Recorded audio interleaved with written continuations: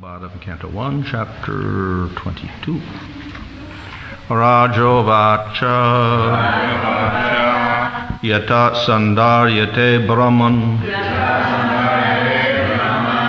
Dharanayatra Sammata Yadrasi Vahared Asu Purushasya Manomalam.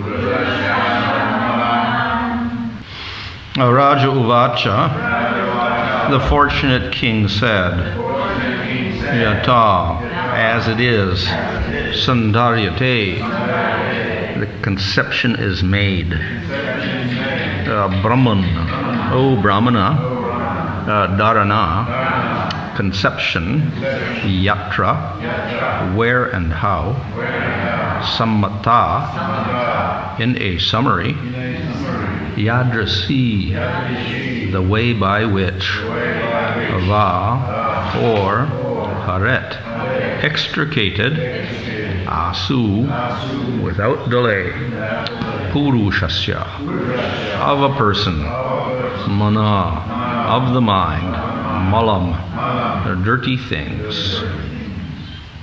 Translation: the fortunate king Parikshit, inquiring further, said, O Brahmana, please describe in full detail how and where the mind has to be applied and how the conception can be fixed so that the dirty things in a person's mind can be removed. Purport: the dirty things in the heart of a conditioned soul are the root cause of all troubles for him.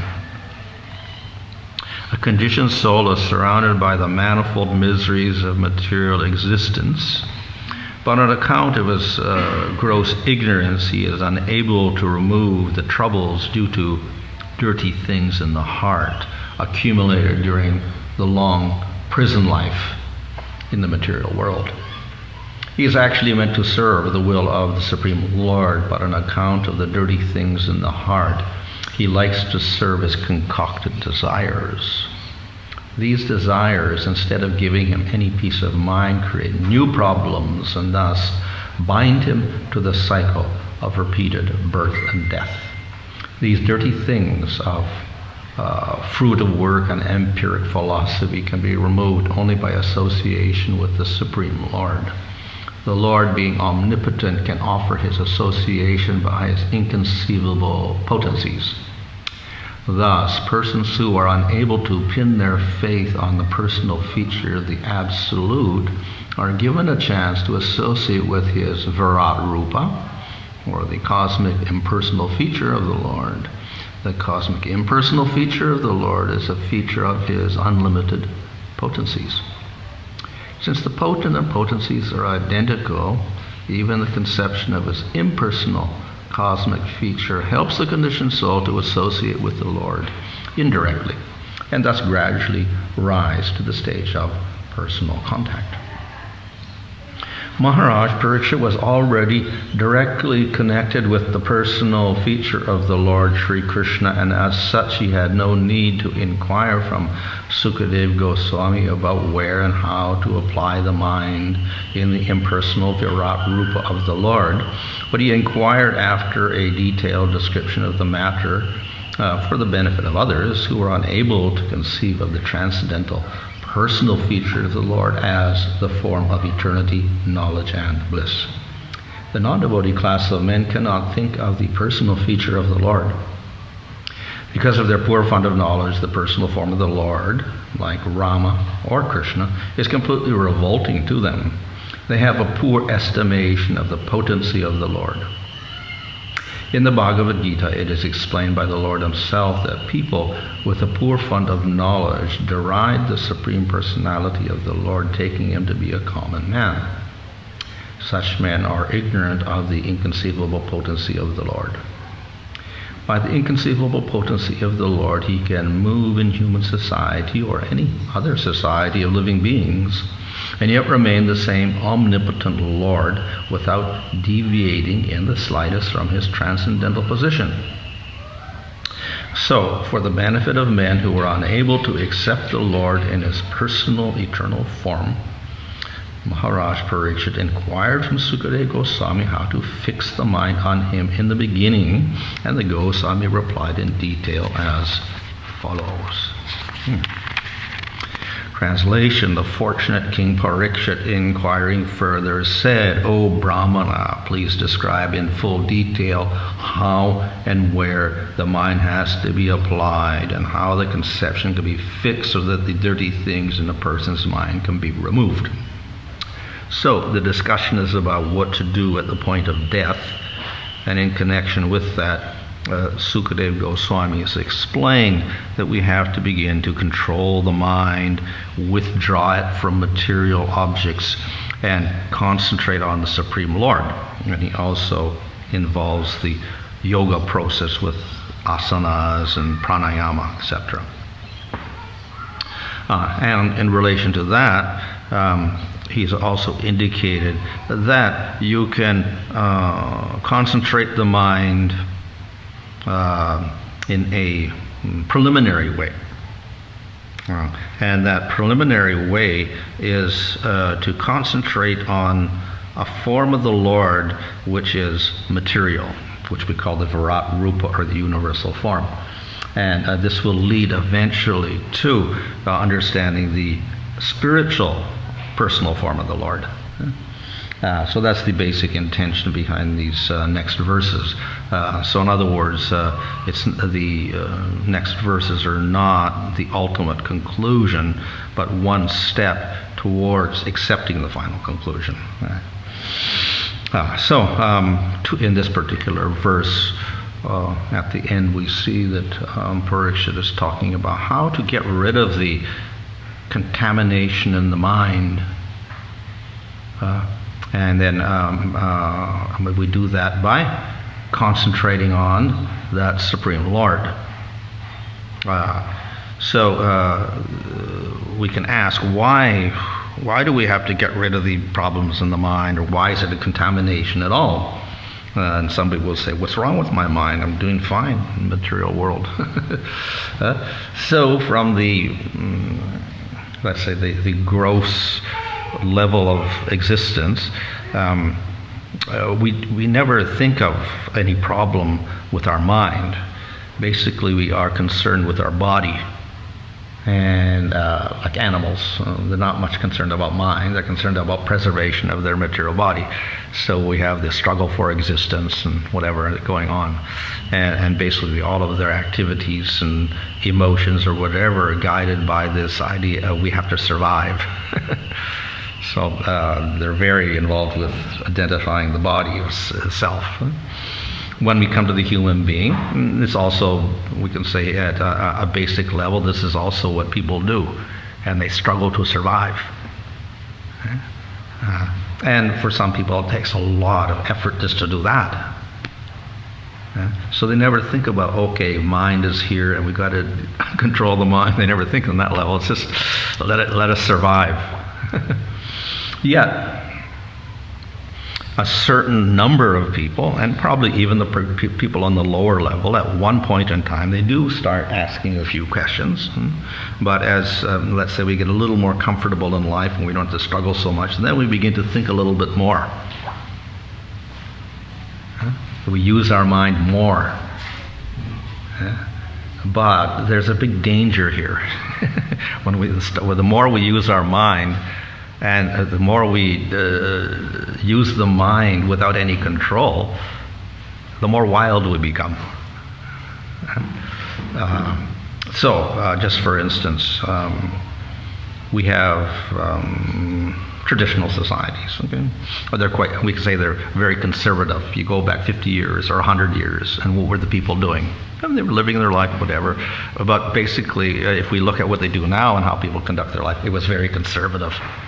There were little family units there, and there were children, and there were husband and wife, and they were working very hard.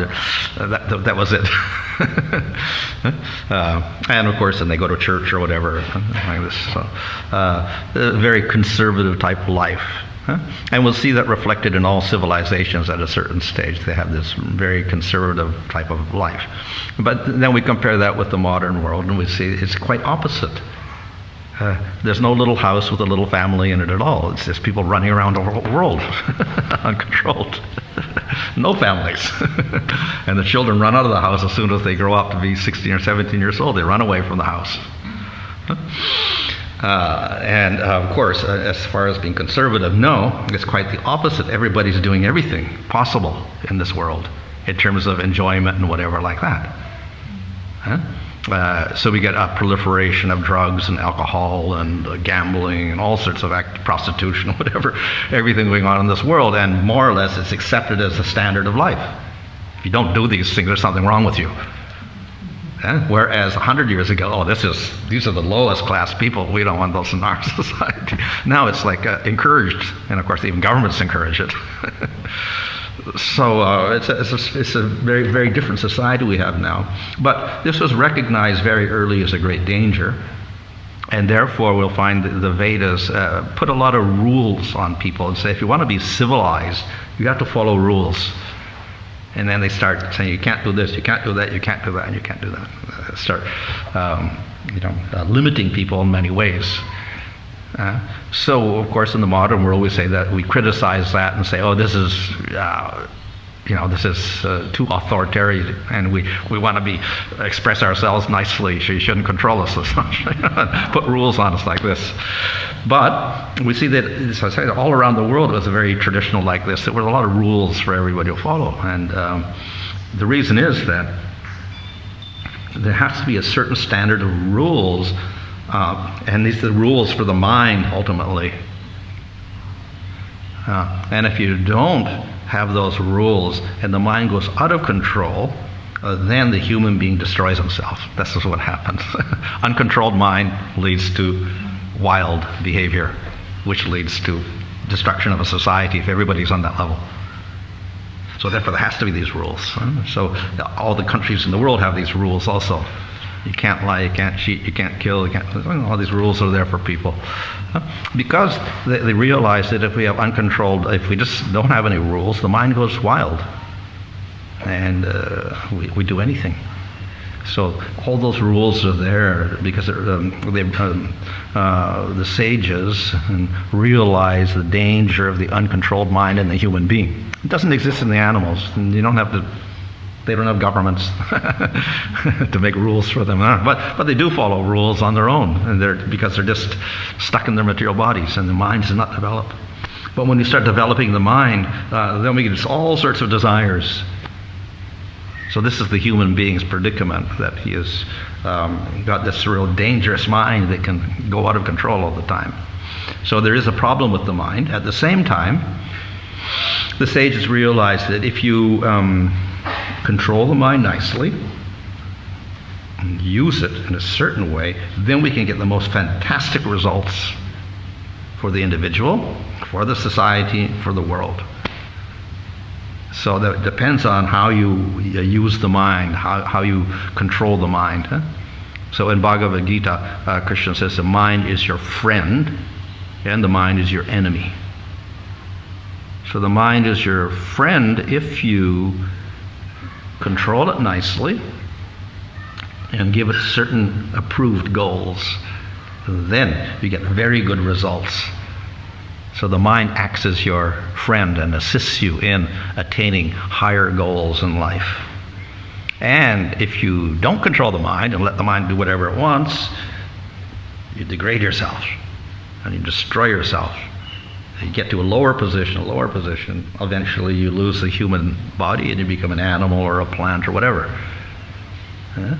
So the message is we do have to control the mind, and we should be, the human being should be aware of higher goals, not the goal of just surviving and taking care of the body, or the goal of getting as much enjoyment out of the body as possible. No, some other goal must be there also.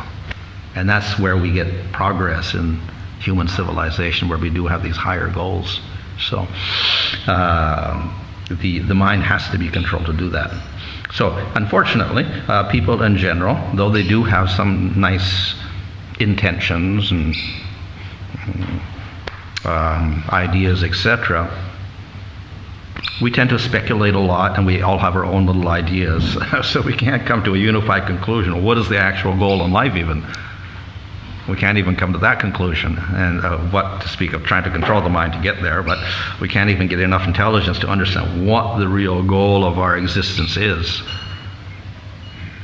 So that's why we have to go to the scriptures, and they'll tell us what it is. But we don't have to speculate, and everyone have their own little idea about it. So that's a basic principle that is accepted if we follow the Vedic tradition. And what is the principle? You have to follow the conclusion of the Vedas. What they say, we accept that as the truth. Accepting that as the truth, we follow it, and we try to get that particular goal. So in other words, we have an authority for our actions in life and our goals, etc. So we accept the scripture as an authority. The modern world is quite opposite. I don't know what they call it. The sociologists have some term for it, I suppose, but it's nobody wants any authority. That's the idea in the modern world. Everybody's independent, and they're very suspicious of authorities and religions telling them what to do and whatever like that. They may say we're spiritualists, we like spiritual things, but we don't want any authority telling us what to do. This, of course, is due to the frustration of, authorities imposing rules irrationally or with self-interest, with no proper understanding what the whole goal of the rules are. So because of that, people rebel. And they should rebel also against that.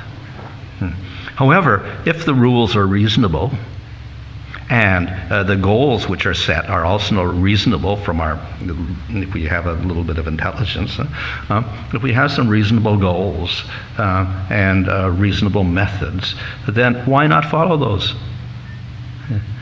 So that is what the Vedic literature is prescribing.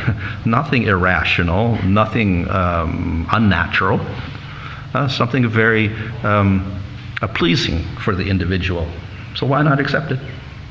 And why not achieve that goal? So, in other words, something which is, they're advising something which is very attractive to you, so why not follow it and attain it?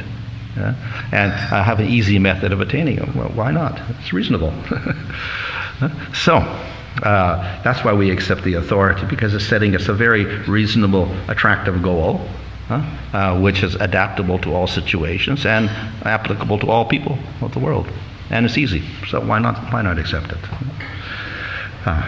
Therefore, we should try for that, accept the scriptures and act according to that.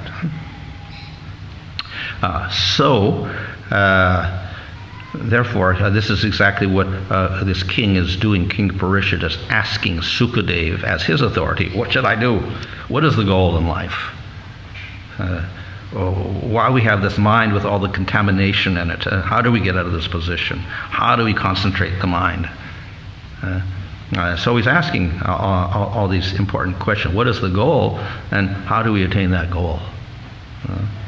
And the Bhagavatam, the whole scripture here, will answer that question in an elaborate way and also in simple form.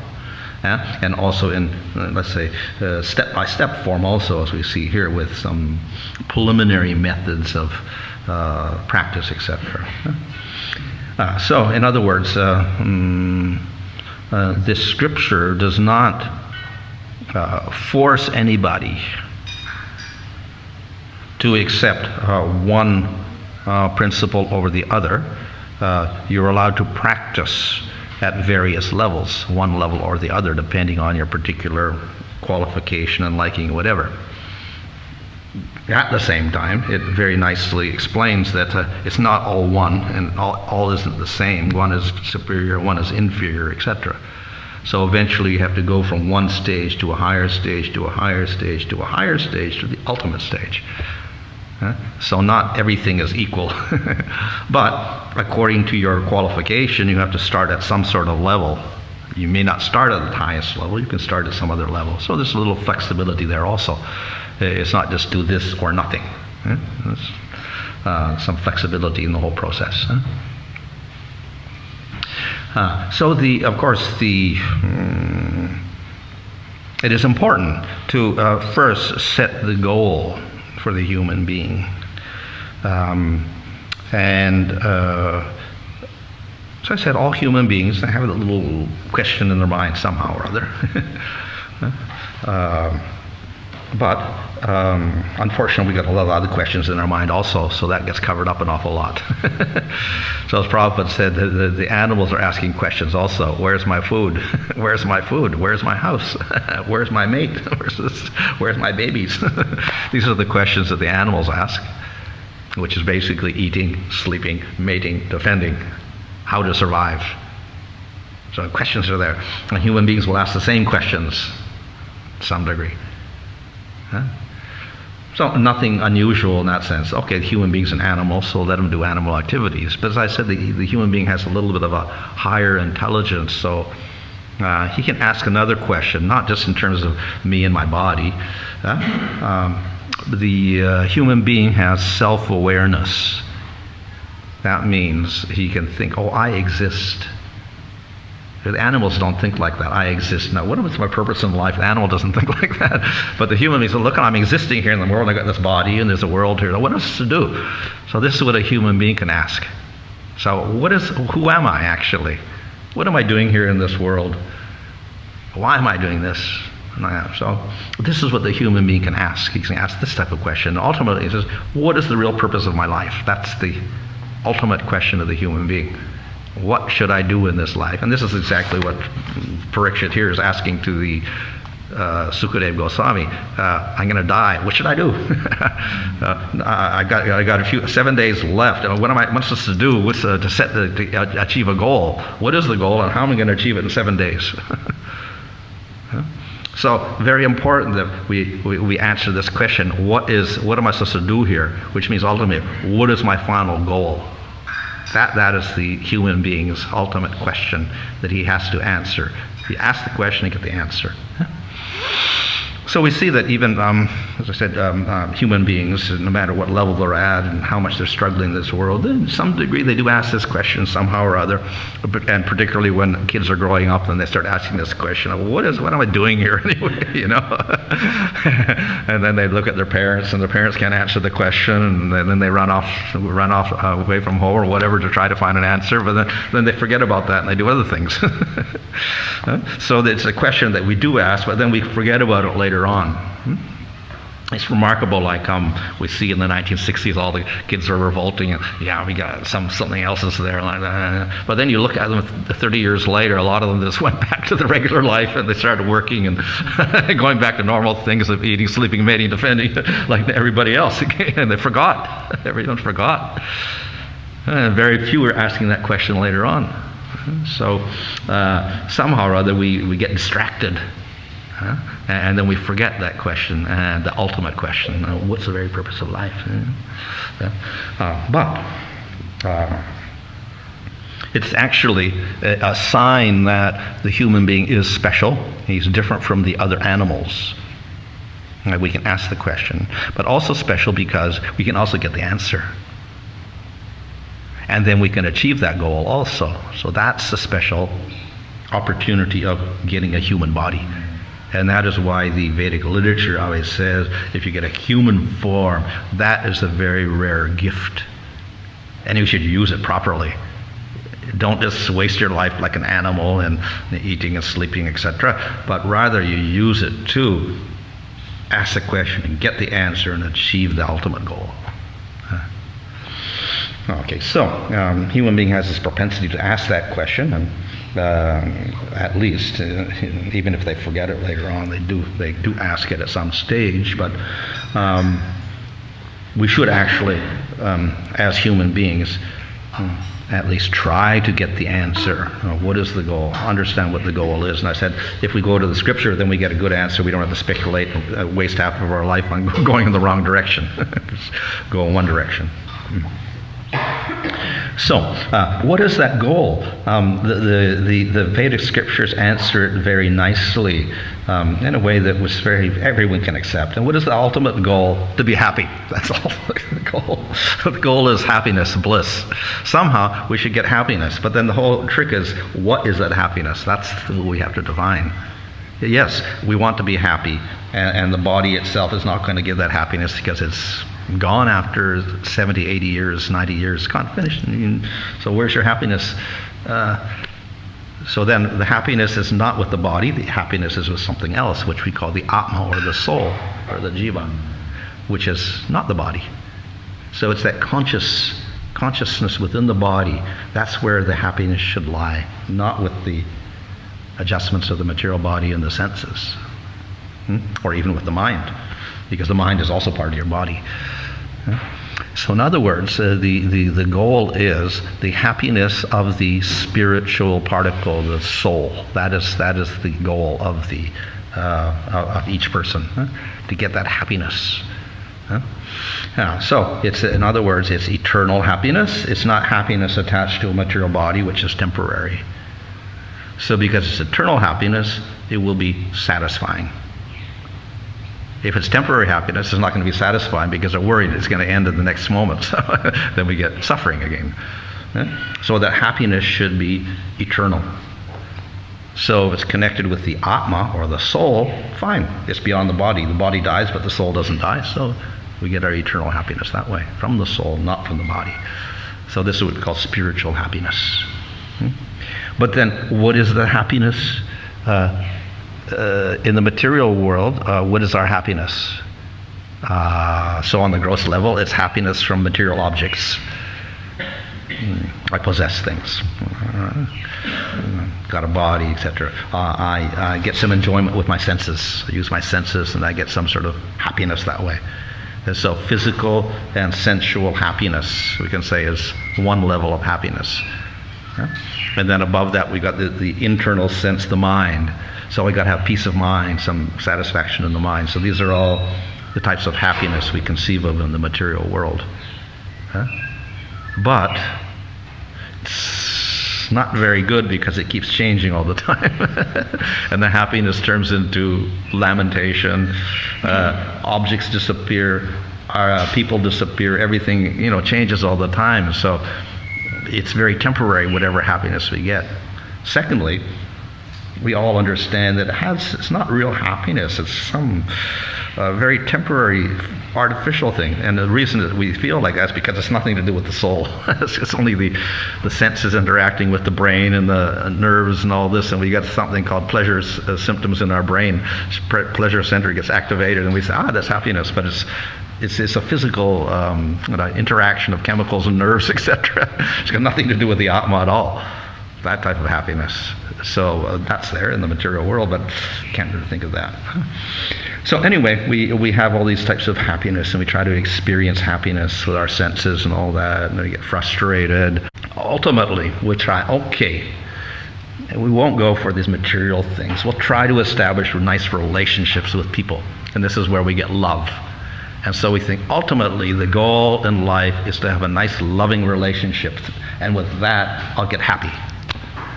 So that becomes the goal of people ultimately. So we see that in ancient societies they actually encourage that. Everybody get married, everybody have children. So in this way you can get your little bit of happiness in the material world. In modern society they kind of changed that a little bit. So we can have happiness, but we don't want the family unit at all. So we try to get part of the happiness, but we don't want the family part of it. So it becomes very problematic and more distressing. So even the relationship idea of getting happiness through relationships gets more frustrating in the modern world. It's more fragile than ever before. So previously, most people, they got married and they lived together for 60 years or whatever. Now it's very lucky if they live together for 10 years or 15 years and then they disappear and go somewhere else. So the idea of getting happiness from human relations is becoming more and more bleak as we go on. It's more and more frustrating. Yet, People are still striving for that, somehow or other. Still striving for that, even though it looks more and more impossible as we go on. Nevertheless, they try to get happiness from that. This, again, is part of mental type of happiness. Okay? So that's where the happiness lies as far as material world is concerned. And as I said, it's all frustrating. It doesn't end in any good result ultimately, because we got to leave our body, and then all the relationships are gone. So, how does the scripture define that happiness, which is eternal? It's the happiness of the soul. It has to be eternal. And it's also based on relationship. Again. So, of course, we can go to one stage where it's no relationship. It's just get rid of the material body. End the process of birth and death. This is what we call nirvana, or liberation. And you can get to that state through jnana and yoga. So that's one thing. I get rid of the material body. That's my peace, and that's my happiness. The soul is free from all of this. But as I said, the idea of the soul is happiness. So that's not actually happiness. That's the absence of suffering. To get rid of our body and enter into that nirvana state. So what would the happiness of the soul be?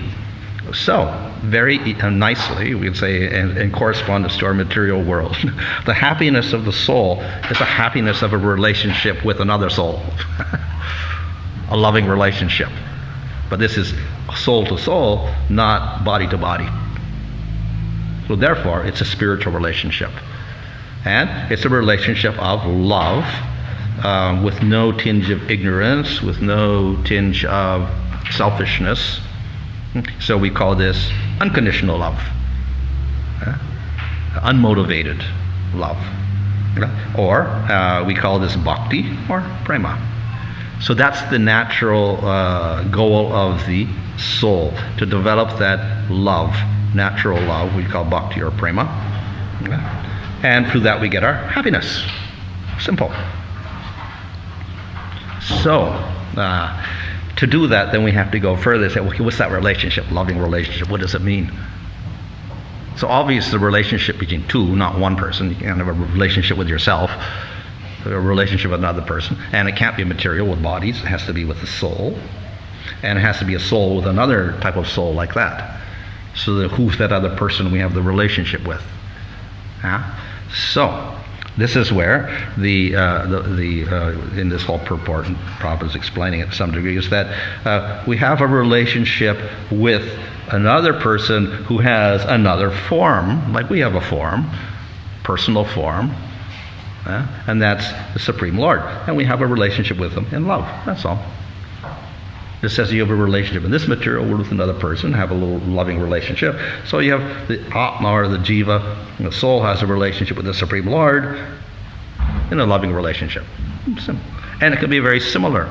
We have friendship relationships, we have servant-master relationships, we have parental relationships, and we have conjugal relationships, as in the material world. So we have in the spiritual world also. And through that we get our bliss. What's the difference? This relationship in the spiritual realm is eternal. It is perfect, because the Supreme Lord is perfect, and the Jiva has no more material contamination of all these things in the material world anymore. So we have a perfect, eternal relationship of love with no selfish intentions. And that gives rise to bliss. So in this way, we become happy. So that's the ultimate goal of everyone, ultimately. The whole goal of Scripture is to make everybody happy eternally. The only thing is, to do that, you have to give up everything in the material world, which is considered to be this manomalam, the contamination of the mind. As Prabhupada mentions here, all of the ignorance and all of the desires and all the contamination that we gather birth after birth that gets stuck in our mind, we have to get rid of all of that. And if we're attached to it, we can't get out. So we have to make an attempt to get rid of it. But it's very difficult. So to make it easier then to get rid of all of this contamination, if we aspire through this process of bhakti, this practice of devotion to the Lord, then very easily all this gets destroyed. So that's the basic process we follow. So there are various stages here, and as Prabhupada mentions in the purport, one stage is, well, okay, some people have difficulty understanding how God can have a form and how he can be personal, because then we'll think of a person in this world, and then it becomes material. So therefore we'll think God is something impersonal. So then one step forward is, okay, don't think of it as completely impersonal. God is, he's got his form, but you can think of everything in this world as a representation of God somehow or other, and appreciate through the material world the power of God and the qualities of God, even though it's on a higher level. So that's what we call this universal form, or pantheism, or whatever. And then from then you can get to a more personal form. Once you say God has qualities which are spiritual, then we can concentrate later on a personal form of the Lord. So this is one step that is indicated here in the next verses, the gradual approach through appreciating the Lord in the Virat Rupa, or the universal form, the Lord as the material world, so to speak. So one object of meditation, and then from that we progress upwards, and in doing so we gradually get control of the mind, and we begin to reject all of the contamination, and we get more and more attracted to the spiritual form of the Lord. Okay. Hare Krishna.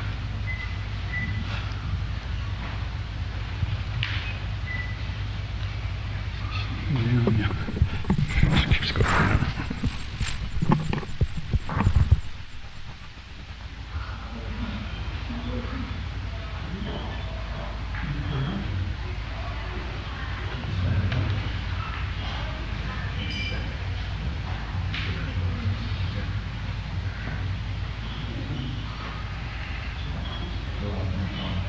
Anyway, just speak loudly. So in the Bhagavad Gita we have the analogy of the five forces, the senses drawing the chariot of the body. Yeah. So the reins are the mind and the driver is the intelligence. So obviously the intelligence has to be strong to control the mind. So the question would be how to make that intelligence strong. Oh, well, if the intelligence follows the scripture, then at least we got a good support there.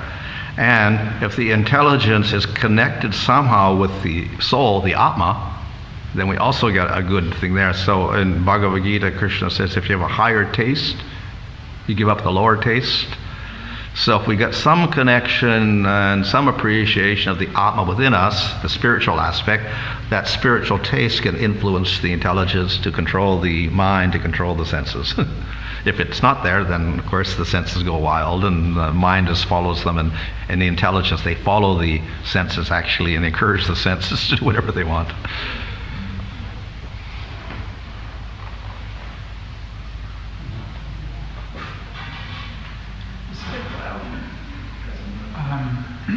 One could say that the devotee, the most advanced devotees, Prabhupada also explains, he sees the tree, remembers Krishna, and feels separation from Krishna. So the Virat Rupa is it's a little less than that.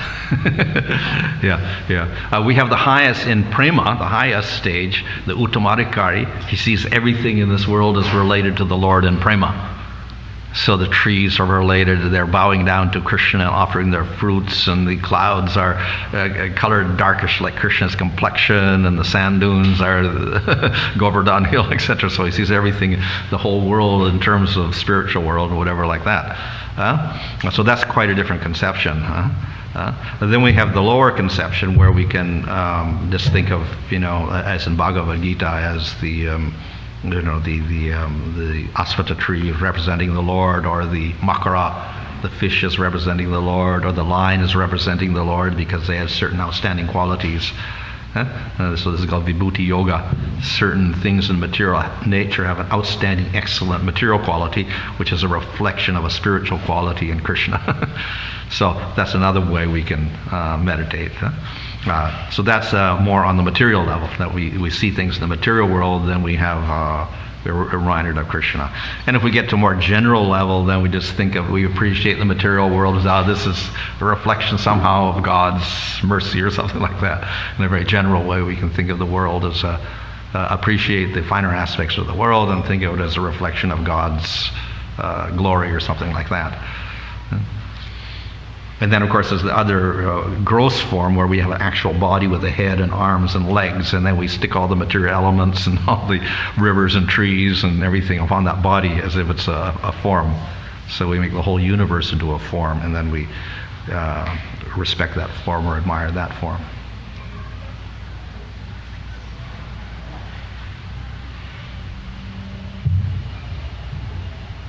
For the class, you mentioned the scriptures give us guidelines of how we can either elevate ourselves or degrade ourselves. And we also hear in scriptures that there's niyamagraha and niyamagraha. We follow the rules and regulations for the sake of following them.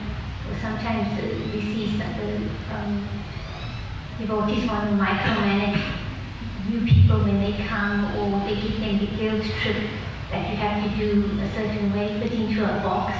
Whereas we have a nature of, we want our autonomy as well, but we also want to follow the instructions of the scripture so we can make progress and elevate our consciousness.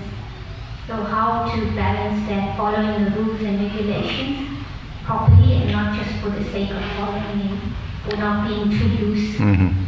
Well, one, of course, the rule how to follow and not follow too heavily or whatever like that. Too much niyamagraha, too much following the rules, and that's one thing, and not following the rules is another problem. So we have to strike a balance between following rules and not following rules. So the basic principle is we should understand the goal of the rules first before we institute our rules. And as is said in Nectar Devotion, the goal of all the rules is only two principles. I always think of the Lord and never forget Him. So the purpose should support, the rules should support that. And if they don't, then they become non-functional. So therefore, when we set up our rules, it's actually to help us remember the Lord at all times. If the rules don't do that, then of course they're not functioning properly. So that's the basic principle we have to follow. Now, we have general rules that everybody should follow. They're all good, all favorable for people at a certain level. Other people may not be qualified at that level, so they cannot follow those rules. So they're given a different set of rules to follow. So some people follow this level of rules, some people follow another set of rules, some people follow another set of rules according to their qualification. So we have to see where people fit also, and then we put them in the proper set of rules to follow, like that. Which is maybe say where they can be comfortably advance. Those rules they can follow so they can comfortably advance and come to a higher stage where they can follow more rules. So we have to situate people in the proper place with the rules. Mm-hmm.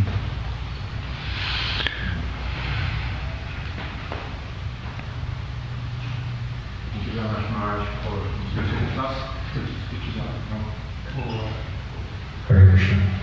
Maharaj, you nicely explained that the true happiness can come when we relate to another person as a soul. Yes. So my question is whether that, and of course the reference there is relating to Krishna, Yeah. Supreme Soul. But is it possible to have that same loving relationship and derive true happiness To other souls. to other souls? And if it is, Yeah. how? Yeah. So the question is, what about other souls? Can we have relationships with other souls which are equal? You're saying? Well, we have automatically we have relationships with other souls in the spiritual realm, and therefore we see it's not just one person there with Krishna. We have billions of people there with Krishna, and they all have a relationship with Krishna or other forms of the Lord. And they also have a relationship with each other. It's not they ignore each other. So they all have relationships with each other. And they may have obviously have loving relationships. So the friends of Krishna also are friends with each of the other friends. So Sri Dhamma and Subal, they're friends with each other also. So they have relationships as Jiva with Jiva. But their main relationship for each individual is their relationship with Krishna.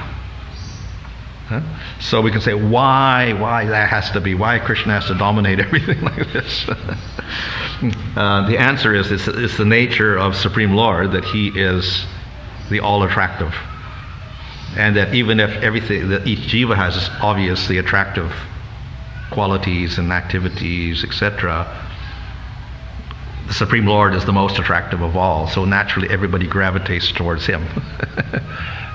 So he's got all the qualities in full, and each jiva or atma there in the spiritual world has wonderful qualities because of his relationship with Krishna. So everything depends ultimately on that Supreme Lord. So that's why we're called Nitya Krishna Das. We're all eternally the servants of Krishna.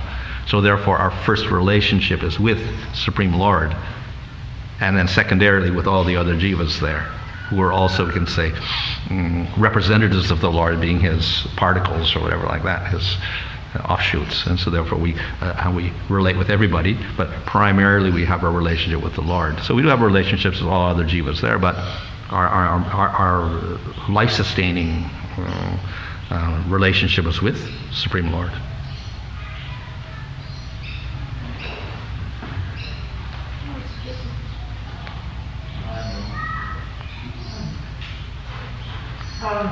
In any situation, there seems to be a dialogue going on, I guess, between the mind and intelligence.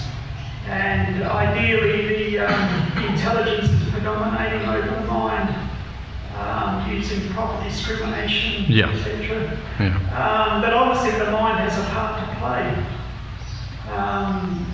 So, what's the ideal situation, like scenario that the mind is operating? What's the ideal situation, like the mind properly functioning? Okay. Yeah. So the ideal situation of the mind, intelligence, etc., is top down. Atma at the top, and then the intelligence, which is discriminating ability, following scripture, giving directions to the mind. Okay, do it this way, and then the mind is saying, "Well, I like it, don't like whatever, but I'll follow the intelligence because I'm under the intelligence."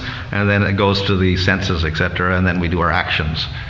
But there has to be that connection with the soul. If the connection is lost, then basically they operate independently, and it's just the mind and the senses operating and using the intelligence to fulfill their purposes of the mind.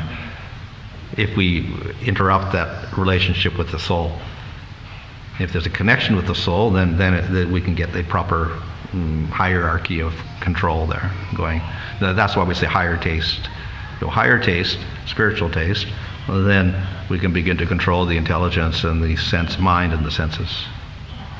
So the mind operating, like accepting and rejecting, it has to be on the basis of intelligence.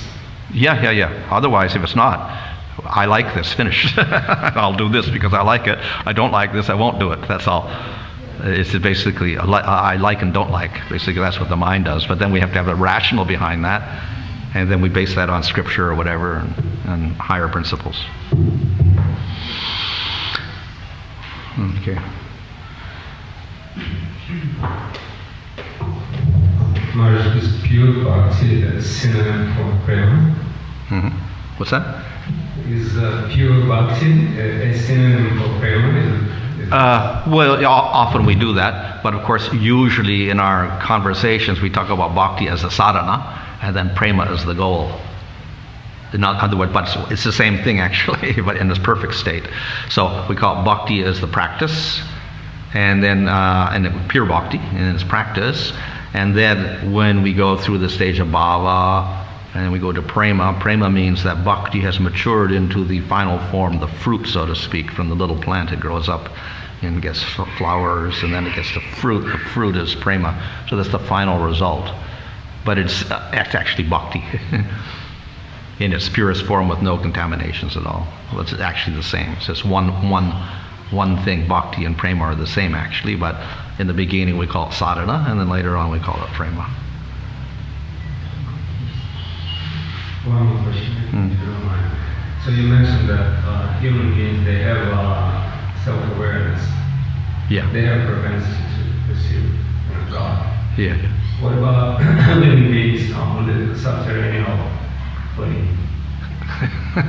Well, they're jivas. If they're the human-like, they have some awareness like that. Of course, not everybody's a demon down in the lower planetary systems, because we have Prahlad down there, and Vamana Dev's down there, and Bali Maharaj is also down there. So devotees are also there. Shiva's also down there, apparently. So it's not everybody's a demon. Yamaraj is down there. He's a devotee also. So we do have devotees down there also. I primarily mean those The demonics people. planets where you know, it's very much developed. Yeah. You know, Yeah. So that they're technically very much developed, but they're focused on. Yeah, so they're influenced by tamagun or mode of ignorance an awful lot, more than anything else down there. But because they do have a, let's say, a higher body in one sense, a human-like body, they do have a possibility of getting a little bit of awareness, so there's possibility they can get liberated from that state by their activities if they perform bhakti. So they're not, you know, condemned forever to be in a hellish existence. Okay, let me just stop there. Hare Krishna.